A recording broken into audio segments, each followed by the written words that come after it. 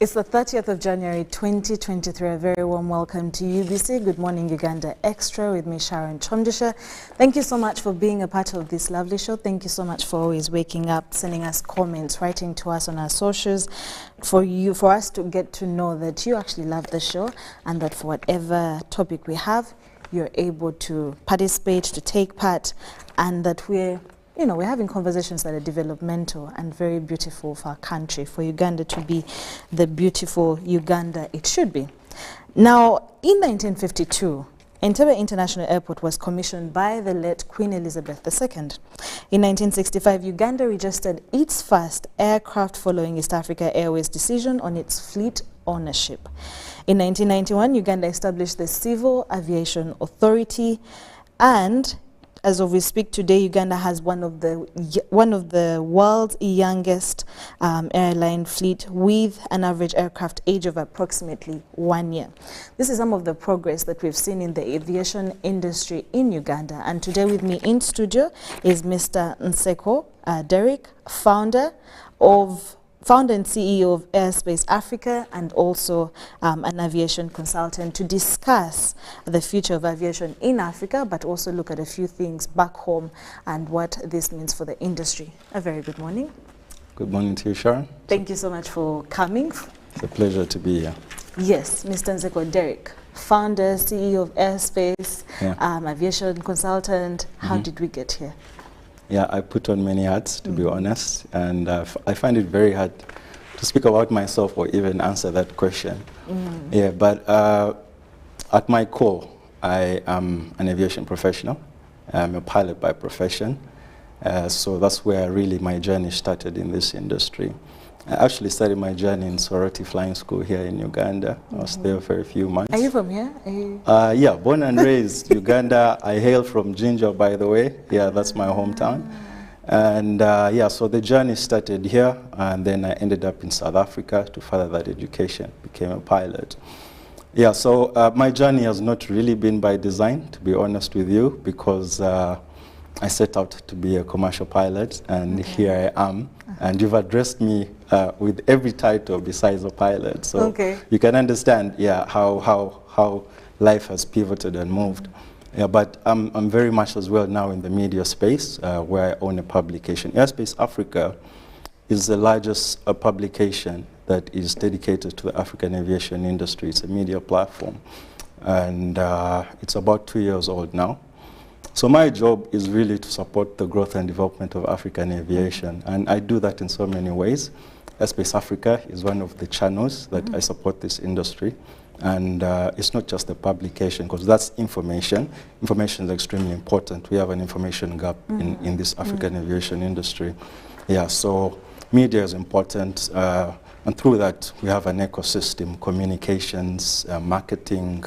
And yeah, so I've got another initiative as well, which there's never enough space to talk about everything that I'm doing. But yeah, I do have an initiative as well. It's based out of South Africa called iFly. So iFly is really all about empowering the next generation. And it's about creating pathways for young people to get into this industry, something that I'm very passionate about. And through that, yeah, we are just trying to bridge the gap and try to create a pipeline for talent to support the growth of this industry. There's so much to unpack in everything that you've said, so we'll go bit by bit. But I still want to know where you got the, where it came from for you to even take on flying, or for you to become a pilot. I think you were either supposed to be a doctor, a lawyer, a pilot, or something else, and I want to know. Yeah, funny that you mentioned that. Perhaps I was supposed to be a doctor. My father is a doctor. Yeah, so naturally I had the inspiration from him to become, at some point, I did want to be a neurosurgeon. Yeah, but that came from my hunger and thirst for knowledge, where I used to read a lot of books. I read this book called Think Big once that just inspired me to become a neurosurgeon. I don't know if you've heard about Ben Carson. Yes. Yes, yeah. Oh, beautiful story. Yes, yeah, yes. So it's an amazing story. So at that point, I really wanted to be a surgeon. But being the geek that I was, I read so much, through my high school. And so I went to SMAC and Budo. I went to both of them. And I was very privileged actually to go to those schools. But I had a lot of access to information. So I landed on the area called astronomy once when I was reading this encyclopedia. So there are these encyclopedias, you know, they're big books, and you have letter A, B, C, you know. So I used to go through all of them. And astronomy really caught my attention. Yeah, and all of a sudden I started dreaming about the heavens. I wanted to be an astronaut. Wow. So to this day, one of my ultimate dreams is to go to space. Yeah, Mars is coming up if Elon Musk. Yes, so I'm going to need a sponsor. I'm going to need a sponsor for that.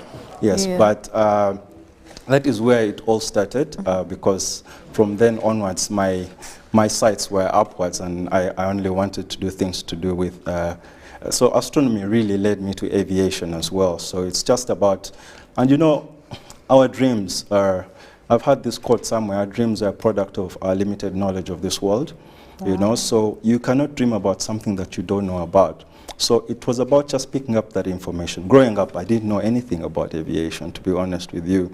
So, and that's why it's important for young people. And even in the work that I do, it's all about giving them that information, equipping them with that information, and so that they can dream about more than what's right before them.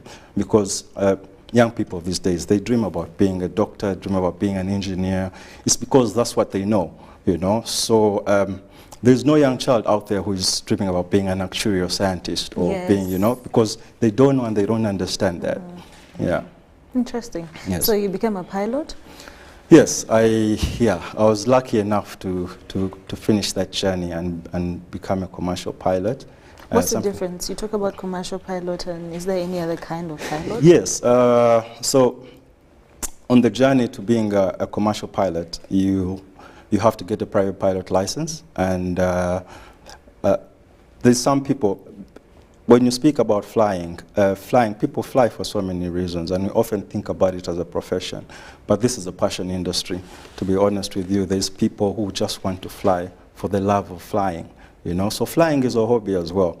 You know, so if your plan, and it is my hobby as well, to be honest with you, and if what you want to do is simply just fly, not necessarily be employed as a pilot, you can go and get your private pilot license, which is the first step.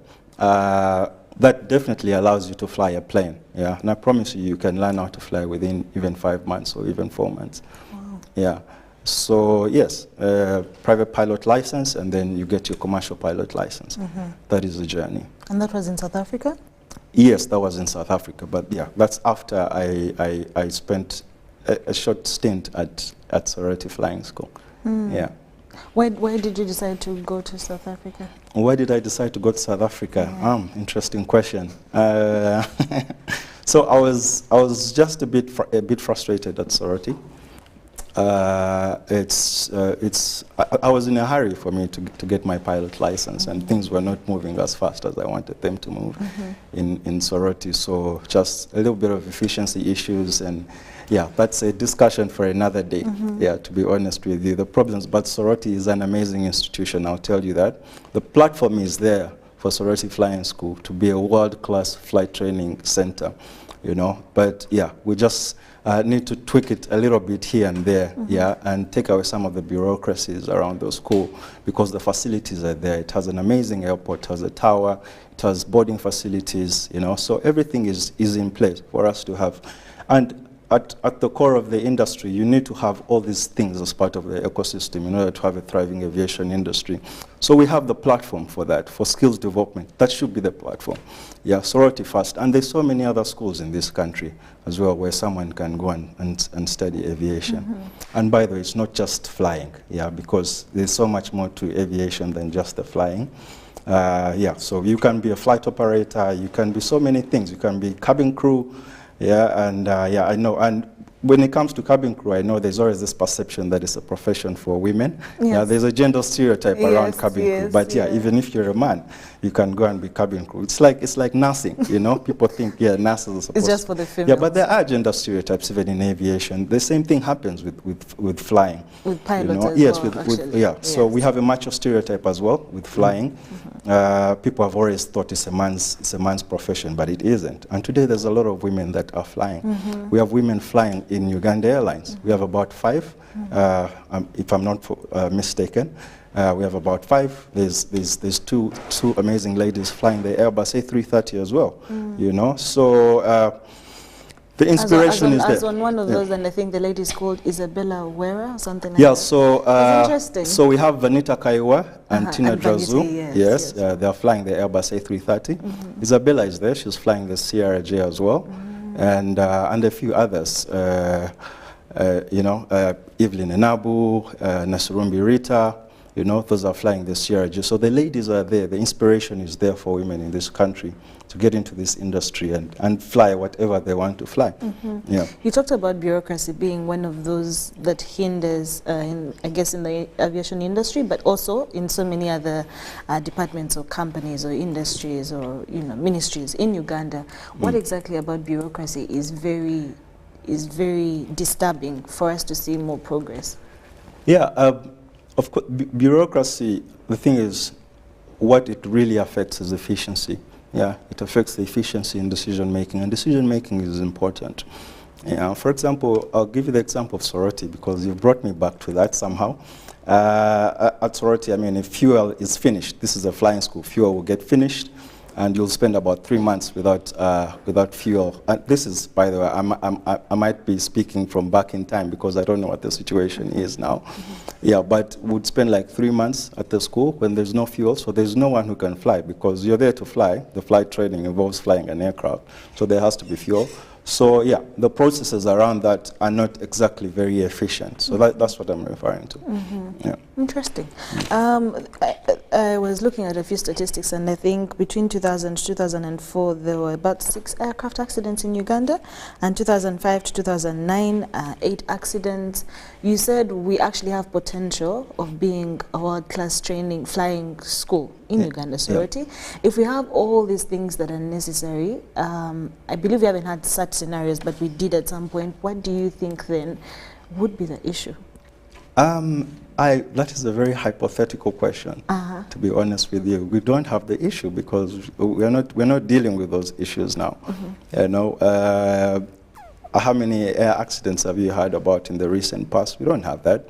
Our pilots are extremely well equipped, to be honest with you. We have amazing pilots, even those from Sorority.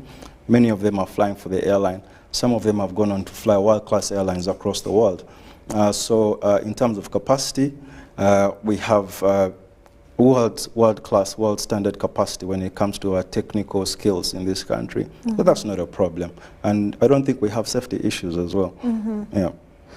When we also look at the people who are taking on this profession, they want to be pilots and all, do you think there's progress when you look at the numbers of how many men are applying for these women, and it looks like the sky is the limit at this point? The sky is the limit because at the end of the line, yeah, when we look at aviation, of course, people always look at the airline. You know, the airline is like that trophy right at the end. So we have an airline now, you know, and the airline inspires people. So from the grassroots, there's more people now who can be like, there's an airline, I want to be a pilot in this country. And there's Ugandans flying the airline. Our job and our challenge, by the way, is to put the word out, you know, to be more intentional in trying to inspire young people from the grassroots, you know, and to let them know that this is for them as well, you know, especially those who are disadvantaged, you know, to let them know that, yeah, this profession is for everyone, and this industry is for everyone in this country to get into, you know. So the role models might be there, you know, but they're not always very visible, to be honest with you. It's not every day. You don't walk through the mall and see pilots walking around in their uniforms. You wouldn't even know that someone might even Exactly, actually be a pilot. So, yeah, I think we need to be more intentional about that. We need more programs to try and you know, bring that to the fore. Yeah. Okay. How do you see the aviation industry in Africa evolving in the next 5 to 10 years? Very interesting question, and thanks for asking that. 5 to 10 years, it's actually a very small time because this is an industry that it involves a lot of long-term thinking. I'll just give you some context. This industry, Africa is a continent of 1.4 billion people, last I checked. The world has a population of 8 billion. Yeah, so we occupy about 17–18% of the world's population. Now, Africa as an aviation market, yeah, only contributes 2.5%. Actually, just over 2%, the global aviation industry. Yeah, so we have a huge gap that we need to bridge. Yeah, because we have the population here, you know. So there's a very large untapped market for aviation on this continent that is very much untapped, and there's obviously very many reasons behind that, you know. But the industry, this is a growth market, you know, and we often refer to it as the last frontier of aviation in the world, because there's just so much potential, there's so much to achieve, there's so much that has yet been, is yet to be, yes, yeah. So we need to unlock that growth, because the growth right now in Africa is very organic, because naturally our economies are growing, yeah. There's a population explosion. Africa's economy is growing at about 3.5% per year. Economy grows, a growing middle class. So those are natural ingredients for growth of the aviation industry, you know. More people want to fly, more people can afford to fly, you know. But we need to inject more of the drivers that can accelerate growth in the industry. So that is our challenge. When you talk about growth, what are we exactly talking about here? You know, we're talking about potential and growth. Yes, yeah. What's that? Yeah, it's in reference to exactly what I just described, that our market is very small. There's very few people flying, despite the fact that we have a very huge population, even compared to the world. So we need to unlock. There's an untapped market in Africa that needs to be unlocked. Yeah, it cannot afford to travel. There's a lot of people who simply cannot afford to travel. So there's an untapped market for aviation on this continent. Yeah, and that also speaks to the potential for airlines to thrive, because if we can unlock that market, then our airlines can do better on this continent. Yeah, but speaking of growth, and just how to get back, do you unlock a market with people who, with a particular group or number of people that are unable to afford it? Yes, exactly. So price is prohibited. Yeah, so that is one of the reasons why less people are flying. But remember that also our income is much lower than the rest of the world. Yes. So even if we had parity in terms of prices of tickets, yeah, still there'll be less people who could afford flying on this continent. But despite that, still, we actually have the most expensive air tickets in the world, you know? So it makes it an even greater challenge. Yes, wow. You know? This is the most expensive aviation market on earth, you know? So while our people can't afford, you know, it's exacerbated by the fact that the tickets are even much higher. We have very high fares on the African continent. Why do you think so? Various compensate? Why do you think so? Various reasons. For one, this is a high-cost environment. Yes. Africa is a high-cost environment. So our airlines are having to deal with high costs. Now, one reason behind that is that we don't have economies of scale. Africa, the last I checked, we had about 400 airlines on this continent who are trying to eat a very small cake. Yeah, so our market is very fragmented, you know, so we have little airlines, and economies of scale are so important in aviation to achieve efficiencies, you know, so we don't have that. Yeah, this being a high-cost environment means that you cannot achieve low fares.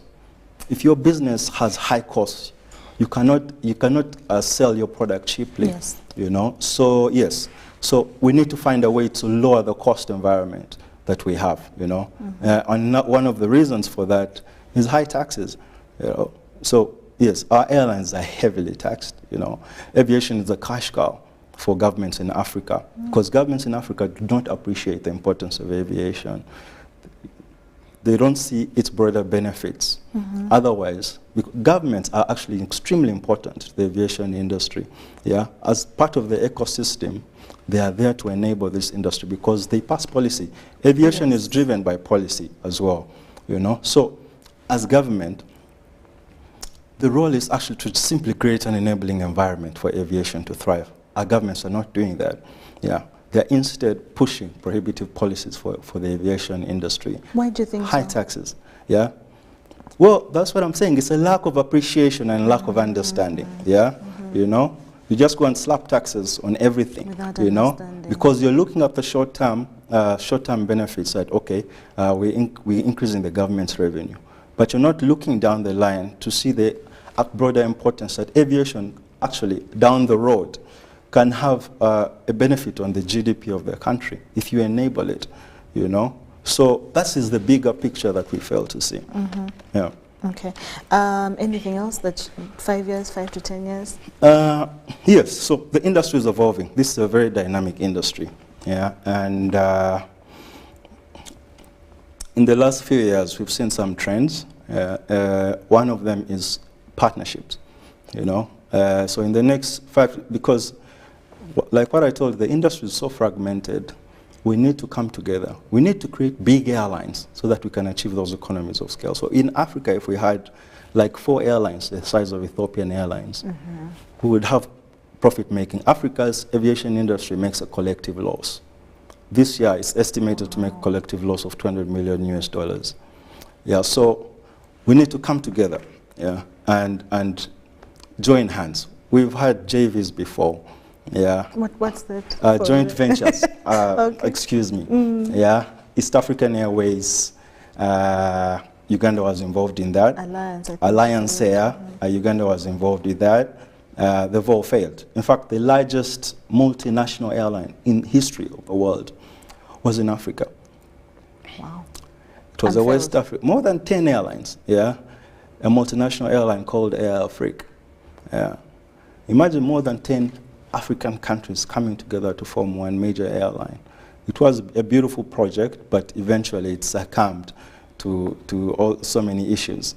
Yeah. So why are we still talking about partnerships if we've seen and tried? Yes, and yes, they've tried and failed, but it's about learning from the past. Yeah. Why did they fail? Because we have to recognize that they are actually important, because we are seeing them elsewhere. In Europe, in the United States, those aviation markets are thriving because it's consolidation, you know. So there is big airlines. So like in Europe, you have Air France KLM, yeah, which is a big JV. You have the Lufthansa Group, which has eaten up a whole large number of airlines in Europe. So there's Swiss, there's a whole other bunch of airlines, yeah. So you have the International Airlines Group, which is called IAG. That's where British Airways is. That's where Iberia is. A bunch of others. So there are all these chunks, and those are the largest airlines in Europe, and they're the airlines that are bringing money to the industry. Yeah, so it's about consolidation and partnering up. In the United States, it's the same. Consolidation happens. There's only about 4 major airlines, you know, and then you have the large low-cost airlines, you know. So Africa, we need the same. Ethiopian has tried to do it. They have a model.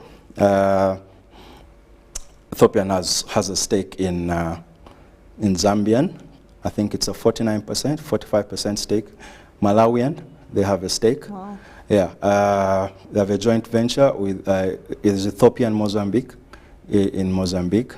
They own 49% of Chadian. It just collapsed. They own about 28% of Eskai in West Africa, you know. So that is the model that they have. But there's so many different models that you can have in terms of broader cooperation between airlines. Yeah, but what we had before can work as well. So in this past year or two, we've been hearing all these noises about Kenya Airways and South African Airways coming together, you know, to form. Actually, they're encouraging the formation of one large Pan-African airline. Yeah, and they're even inviting a West African partner to come and join in, you know. So that is the way to go. That is the trend, you know. Does that look like a possibility? In my opinion, it kind of might be a pipe dream for now. Okay. Yeah, because these are struggling airlines. Yeah, you know, 2 blind men can't lead each other anyway. Yeah, the airlines, they've been making losses for more than 10 years. South Africa has an identity issue. They don't even know where, if they're going to get a strategic equity partner or not. The government announced that there will be an equity partner who took up 51%, but is almost 2 years they've not onboarded the strategic equity partner. In Kenya, President Ruto, just last month, was on a trip, and literally he's put Kenya Airways in the shopping window. He's looking for a buyer for Kenya Airways, someone who can invest into the airline. You know, so these are airlines that still have a lot to sort out. But the significance of that is that it's just sending the right message. yeah, to the African aviation industry that partnerships are the way to go. Yeah, so we have to look at that. Whether we think it's going to be successful or not, the message is that this is the way of the future. So 5 to 10 years, this is how we need to consolidate. It goes back to what I said. You need to have like 4 airlines the size of Ethiopian Airlines on the African continent. Yeah. So would you then say that if countries are actually struggling, because no one can really know that Kenyan Airways is going through that, or South Africa, or whatever, Uganda, and if they're struggling and the joint partnerships, like you said, are the way to go, maybe 5 years, 10 years later, we should look at these possibilities. Why do you think we're still having countries that are still coming up with, we need an airline as a country, we need our own, you know? Yeah. So it's a conundrum, to be honest with you. Listen, it comes down to the rationale, behind the creation of the airline. Airlines generally are important, to Africa. You know, we have poor road infrastructure. Yes. We have, where it exists, is underdeveloped. We have no alternate means of transport. So this is a vast continent. The only way to connect it properly for business, social connectivity, whatever it might be, air is extremely essential, to the growth of Africa's economy. So, there's no doubt about the importance of air connectivity on this continent. But the rationale behind national airlines, that is a whole different story, you know? So it has to come down to the motivation, what is motivating the creation of the national airline. Because we tend to forget that, and I bring you back to my point that governments are responsible for creating an enabling environment. Governments can successfully own a national airline, right? But governments cannot successfully run a national airline. So for example, Ethiopian is owned by the government, but it's not run by the government, you know? So the government can set up the airline, but bring in the experts, give them the airline to run, and let them do their job. Do not interfere. Interfere, yes. Yes. So that is one of the biggest problems that we have in Africa. Do we have that problem in Uganda? You tell me. Well, actually at this moment, I think we'll just take a commercial break and we'll be back. We're still talking about aviation in Africa, the evolution of the aviation industry in Africa, and even coming back home. What are some of the challenges? Are we progressing as a sector? That and more coming up after the break.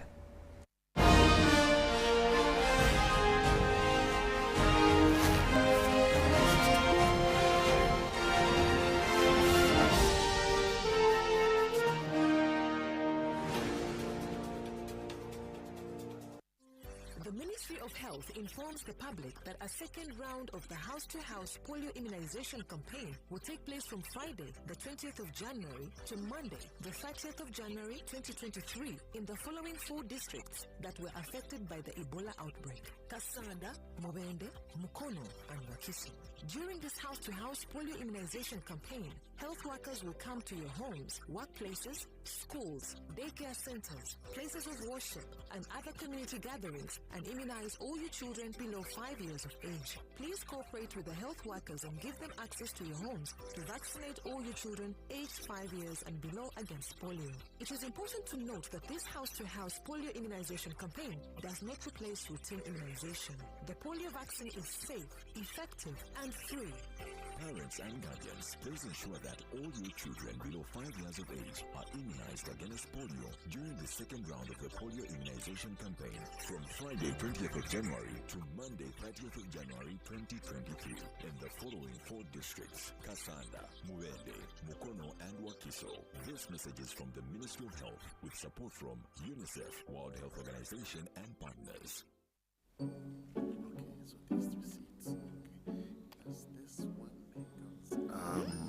Keeping up with your transaction history the old way. 1,000. Okay, I got this. I don't. Okay, maybe if I can just... Keeping up with your transaction history with the My Airtel app. You have the power in your pocket. The power to keep an eye on your transaction history. Unlock that power with the My Airtel app. Visit the App Store or Google Play now.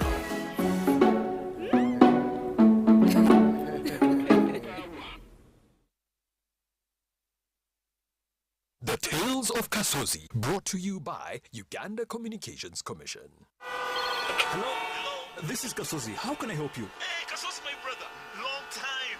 We last met when we were at campus. It's been a while, but you are the person I'm looking for. Campus? Really? Hey, you don't remember me? Okay, so how can I help you? I'm stuck in Gulu making millions, and I need to urgently send money to my sick mother. But I can't find any mobile money agent near me. I've sent the money to your phone, as you can see the message. It might take a few minutes to come through, but I urgently need you to send the money to my mother. Let me send you her number, and you send it to her chap. My friend, I'm afraid your mom is going to die. What? Because I don't know you, I never went to campus, and I'm also in Gulu. So can we meet at CPS, we talk about it?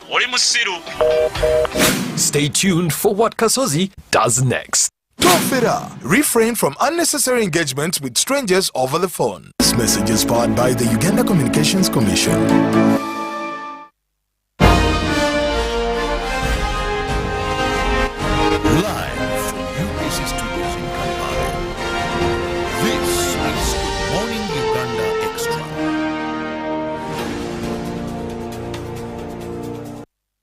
Welcome back from that short commercial break. You're still watching Good Morning Uganda Extra with me, Sharon Chomdisha, and Mr. Derek Nseko, founder and CEO Airspace Africa and an aviation consultant.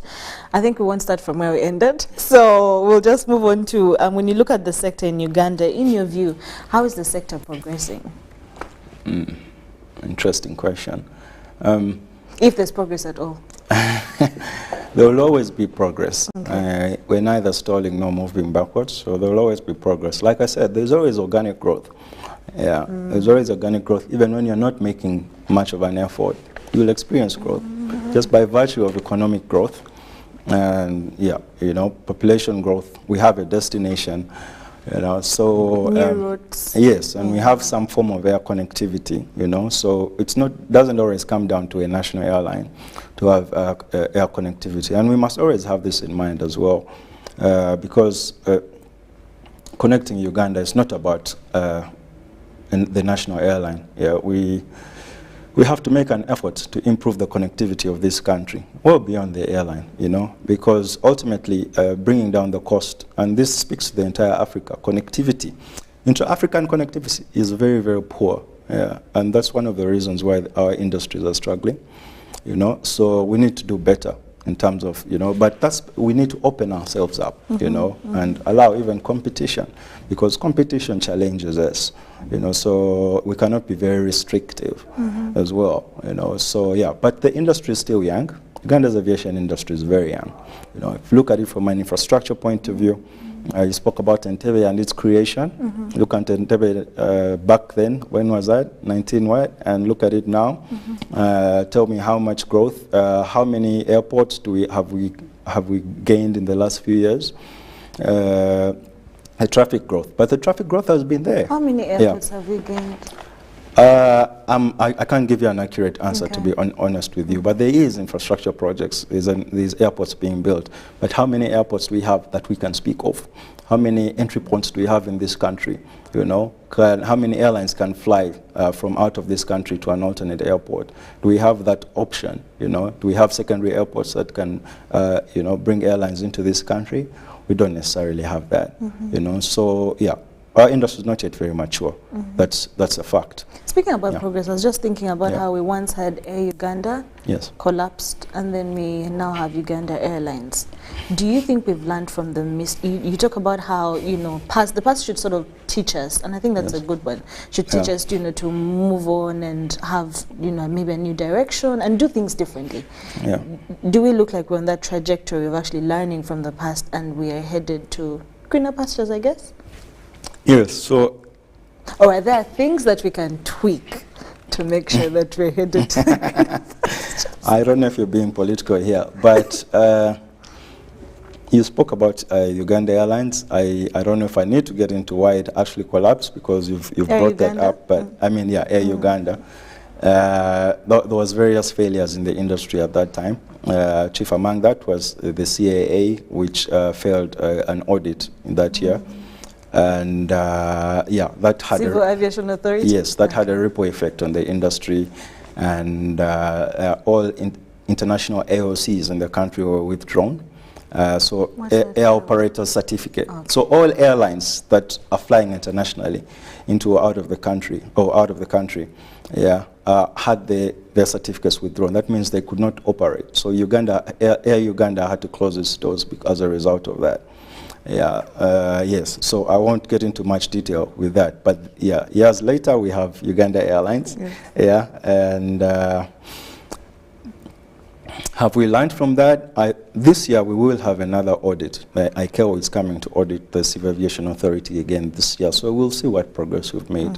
I think there's still so many areas that we can touch on in terms of aligning ourselves with international best practices. There's so much. I wrote about this just this week in the Monitor, and I know you've read that. So the separation for those that haven't read. Yes, so the separation of Entebbe Airport from the CAA, it's extremely important for us to achieve the efficiencies that we need at the airport. I know the airport has been spoken about a lot, so I don't need to point fingers, but it's all about constructive progress for the industry, and yes, it's international best practice to have an airports company, to have a regulator separate from that. We have that in Kenya, we have that in Rwanda, we have that in Zambia. Zambia has an airports company, Zimbabwe has an airports company, and these countries, their industries are thriving. I mean, Zimbabwe has 3 entry points, 3 international airports. Robert Mugabe, they've got Victoria Falls, they've got Joshua Nkomo in Bulawayo. In Zambia, you don't need to go and fly to Kenneth Kaunda. You can fly to Livingstone. It's a proper facility that was completed a few years ago. There's Ndola Airport in Zambia as well. So listen, there's a correlation, between these countries growing their facilities and developing their industries, and how advanced the regulatory environment is in those countries compared to ours. So it's not a mistake, that our airports projects take forever, and the progress. Sorry, what did you mean wasn't a mistake? It's not a mistake. No, it's not it's not a. What I'm trying to refer to is that there's a correlation between the fact that these people have that kind of separation. They have a dedicated airports company, and the fact that they've developed their airport infrastructure versus our country, that is still lagging behind in terms of that same type of development. Why do you think so? I think we've been having renovations at the airport for over 7, 9 years or even more. Yes, I absolutely don't know why that is, but listen, I'm speaking to the future of Uganda's aviation industry here, and that separation is important. It hamstrings the development of the airport. It frustrates it, the air navigation services, It hamstrings all of that, and the government, the policymakers have to pay attention to that. Because for this industry to develop, for this industry to be mature enough for us to have a thriving aviation industry, and for everything, there's a whole ecosystem that is affected by the growth of aviation. I mean, we have tourism. We have one of the best tourism packages that anyone can offer in Africa, but we are failing when it comes to, connecting tourists into this country, We are failing in so many areas. We don't even market our country well enough, I think we have a destination marketing organization. I don't know how well capitalized it is, but Rwanda, which has a smaller, less of a tourism package, is getting better tourism traffic than us, or even higher profile tourism traffic than us, So, yeah, we are missing the point in so many areas, but the industry is very young. And the potential is there. When you say young, what's young in aviation? I think for me, young speaks to the ceiling, the potentials for growth, and the ceiling that is there that hasn't been occupied.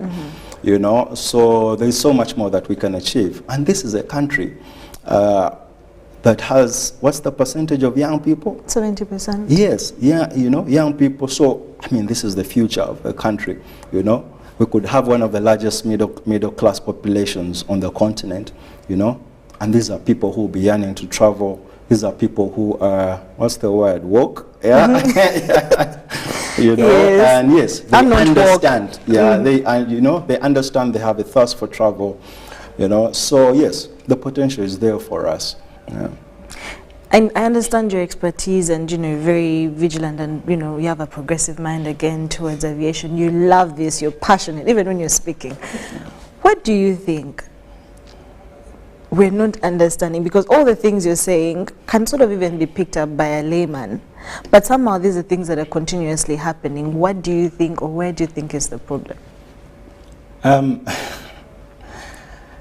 So it's difficult for me to diagnose that, to be honest with you. Like I said, you know, most of these changes that are required are driven by policy, you know.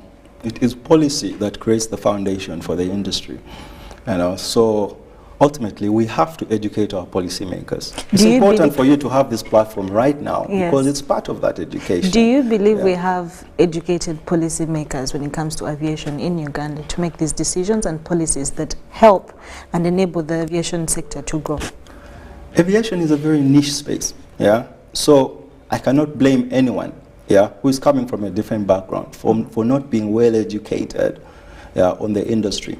But if it's your responsibility to make decisions that affect the industry, then someone has to also have the responsibility of ensuring that you're well informed, and you know, and that you have the right ideas, you know. So I don't know who is in the ears of the policymakers, you know, but yeah, they definitely need the right expertise. Okay, let's talk about airspace. Yes, tell us a little bit more about it and why you even started that in the first place. I know we highlighted one at the beginning, but yes. So I don't know if Chinua Achebe who said this, until the lion learns how to ride, the stories will always glorify the hunter. Oh, wow. Yes. Okay. So for me, I have a huge passion for Africa, you know, and for its growth and development. And the narrative around African aviation, you know, has always been, yes, there's a terrible narrative, you know, but there's misinformation, there's disinformation, you know, and that's because we do not own our narrative, you know. So Africa has always depended, in terms of information, it's always depended on external platforms, you know, to disseminate information about Africa, you know. You cannot have someone from the UK sitting here and educating us about African aviation, you know. So for me, it's part of the process of changing that and putting the narrative in our hands, you know. The African narrative has to be owned by African people because we understand our industry better. So Airspace Africa is about creating that platform that is African, owned by Africa, and, you know, is pushing the African narrative, you know. But yes, Airspace Africa is just about supporting the African aviation industry in every shape and form, you know. So yes, it's information, bridging that information gap.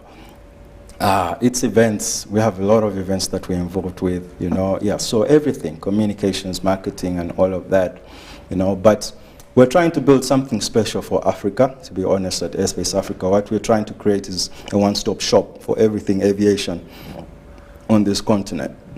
So if it's information that you're looking for, maybe you're looking for a job, maybe you're looking to buy and sell something, everything that you can think about that relates to the African aviation industry. We're trying to create a one-stop shop for everything. That's what we're trying to build. Ultimately, that's the vision. Yes, but it's still a process. Are you still interested in flying? I love flying, and I'll always fly. You know, flying is a hobby for me. You know, so Uganda is very different in the sense that, and that's part of, you know, the process that we need to have in terms of our growth. Our general aviation as well is also not very mature. In other countries out there, I could literally go down to a flying club, you know, with my pilot license, sign off an aircraft, and just go and do whatever I want. I could take my family, I could take my friends for a short flight to wherever, you know. And yes, and then we could fly back, simply pay a small price for it. You know, so yes, flying is a hobby for me. I'll always do that. Yeah, and that's how I see myself. So yeah, one day definitely a plane will be seated somewhere in my hangar, maybe in Ginger. Yeah, interesting. When you look at how far we've gone with aviation in Uganda, and Airspace Africa, you know, you want to be a one-stop center for information, marketing, and all this. What's the process like? What's the process like? It's extremely difficult. How come? For one, we don't have, first of all, the education about aviation is very, you know, scanty. Is scanty. And then also the market is very small, in terms of everyone, because I'm dealing with the entire ecosystem of aviation on this continent. I work with airlines, I work with service providers, you know, but many of them are foreign, to be honest with you. OEMs are foreign, a lot of the service providers are foreign, you know, but the airlines, there's a lot of homegrown airlines on the African continent, you know. Yes, but it's still difficult. There's still perceptions as well that make it difficult. For people like me, you know, especially even as entrepreneurs on this continent, because there's also perception issues, you know. Maybe an airline will find it more comfortable dealing with a service provider from overseas or a consultant from abroad rather than an African. It's just the whole perception thing, you know. So yeah, we have a long way, but it's part of a process of education and changing the narrative around Africa. Do you think it's a possibility to actually change the narrative in Africa, and how long do you think that's going to take, or is this progressive? Yes, it's absolutely possible. It's a process, but it starts from the grassroots. But what's the narrative that people actually have about aviation in Africa? There's so many. I mean, if we had a room here of 100 people, and I just asked the question, put your hands up, how many people think African airlines are not safe? More than 50% who put their hands up. Do you think they're safe yourself? I 100% think they're safe. I know the statistics, I know the numbers, you know. They're safe. Down to the very last airline in this country, you know. We're doing okay, you know. So yeah, there's definitely perception issues. That's the main issue, to be honest with you. I'm even forgetting your question now. No, I was asking about the narrative, you know, and you're talking about one of them being people don't think the airlines are safe. What else don't they think we have in Africa in aviation, in regards to the aviation sector? The narrative has always been different because we don't own the narrative. So we let other people tell us about our own aviation market, you know. So they only give us the negative stories, they only push the bad things that have happened, you know. And there's amazing projects that are coming up on the continent as well. So those are not an area of interest to foreign media, for example. You know, so yes, so we need to back ourselves. And do you see progress when it comes to countries in Africa getting together to actually sell a different narrative? Countries within their own context as countries, yes, countries are doing a lot of countries are doing a good job.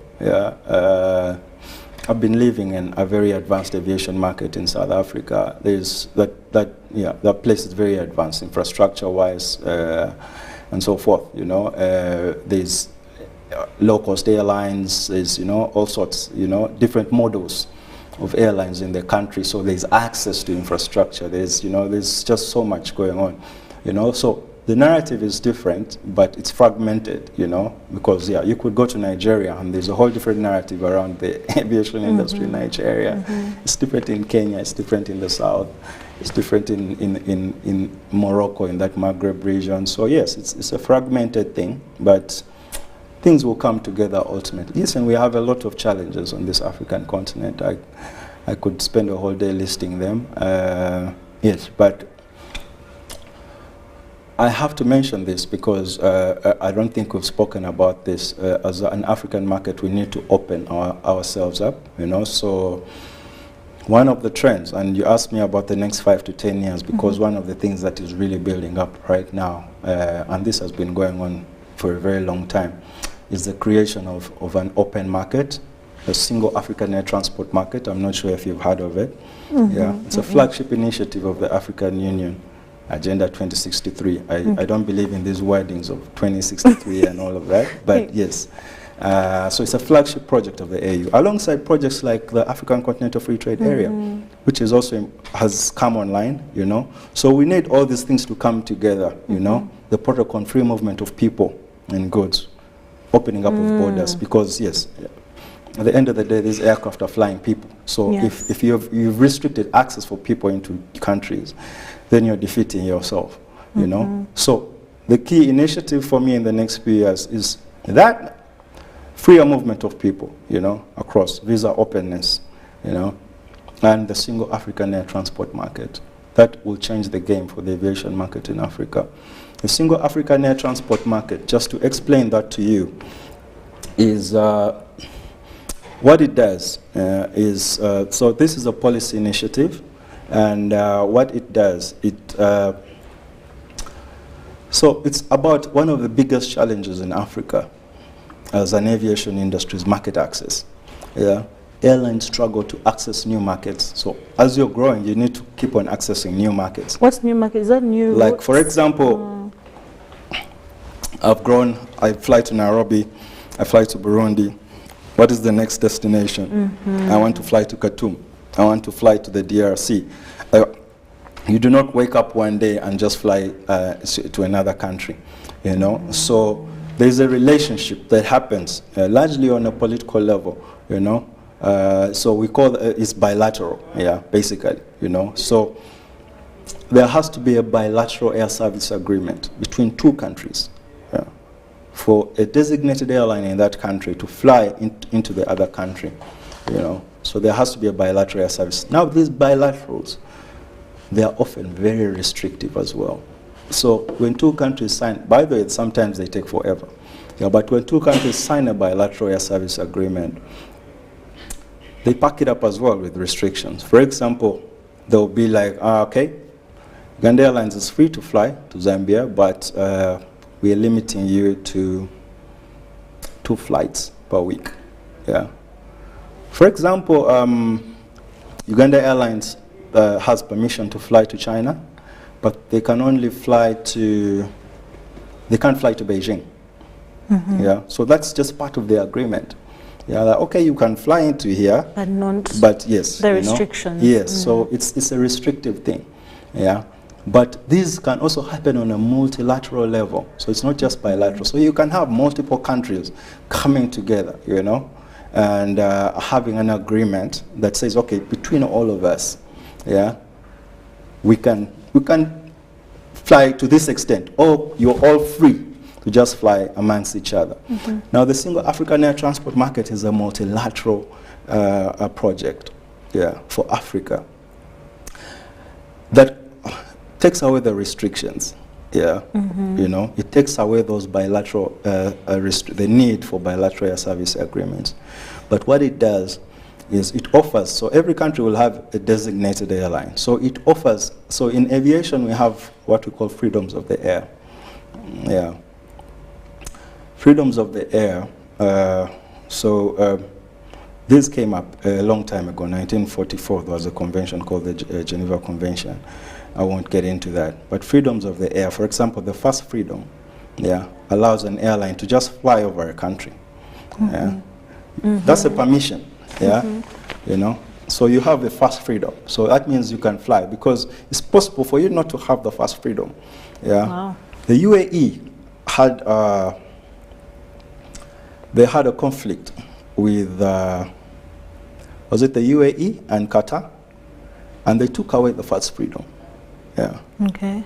So is it the UAE or Saudi Arabia? So Qatar, for a while, could not fly over these countries because the first freedom was stripped from them. So they now had to divert around these countries to, for example, come into Africa. So they had to have like longer routes. So that's the first freedom. Yeah. Second and third freedom. Second freedom, you can fly into another country, but you might not necessarily offload passengers. For example, you're allowed to land. Maybe you have a technical stop, you want to refuel.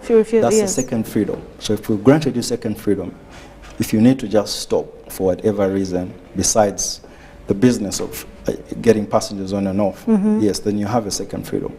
So then there's a third and fourth freedom, yeah, which are reciprocal, yeah. So one allows you to come. You can as well go. You can leave your passengers here, then you can, yes, you know. Yes, but the fifth freedom is the key freedom, yeah, that is defined by the single African air transport market, the initiative. So what a fifth freedom does, yeah, and these are very rare on the African continent. What a fifth freedom does, yeah, and you might not have noticed this while traveling. The fifth freedom says, for example, Uganda Airlines can fly to, let's say, Kigali, yeah. But if Uganda Airlines, that's just the third freedom, yeah. If Uganda Airlines has the fifth freedom, yeah, granted by Rwanda, Uganda Airlines can fly to Kigali, pick up passengers from Kigali, paying passengers, yeah, and continue to Zambia. So Uganda Airlines can sell a ticket from Kigali to Lusaka. That's the fifth freedom. Because right now you can only sell an airline, say from Entebbe to whatever destination you're flying to. But now you're selling an airline from two secondary destinations, because you fly to the one and then connect the passengers to the other. So that's the fifth freedom. So the single African air transport market is here to grant fifth freedoms to all participating countries. African countries. Yes. That's a good one. It is an amazing initiative. And it exists. These open skies policies exist in Europe, they exist in the United States. Those are the catalysts for the growth of the market. Well, because of time, we have to come to a close, but any last remarks to people who have been inspired and aspiring to be my pilots? last remarks will really go out to the young people in this country who perhaps dream of getting into the industry. The first thing I'll always say, and I always say this to not just young people, this industry is for everyone. No matter what you're doing, there's a place for you in aviation. So you could be a lawyer, you know. You can. There's an entry point. There's always a way to sneak into this industry, you know. No matter what you're doing, you could be a lawyer. We have aviation lawyers. In fact, there's leaders in this industry who started out as lawyers. There's doctors. We have aviation doctors, you know. So you could simply be an entrepreneur. You could be a cook for all I care, you know. But there's a place for you in aviation, no matter where you're coming from, and there's an entry point. So if you dream of getting into aviation,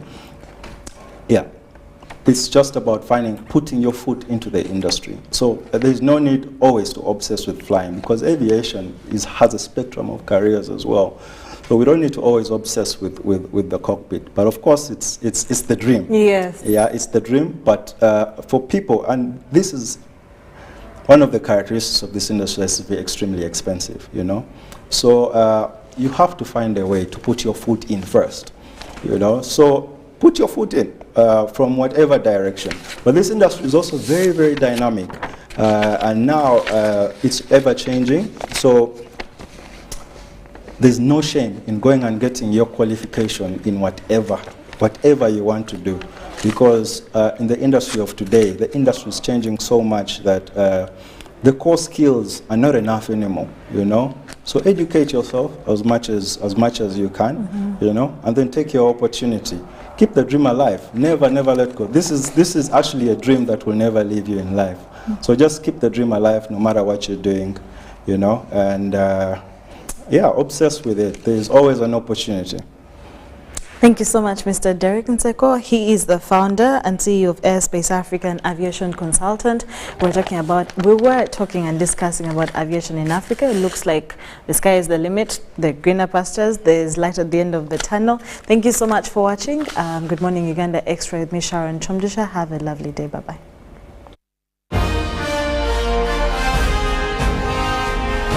Live from UBC Studios in Kampala.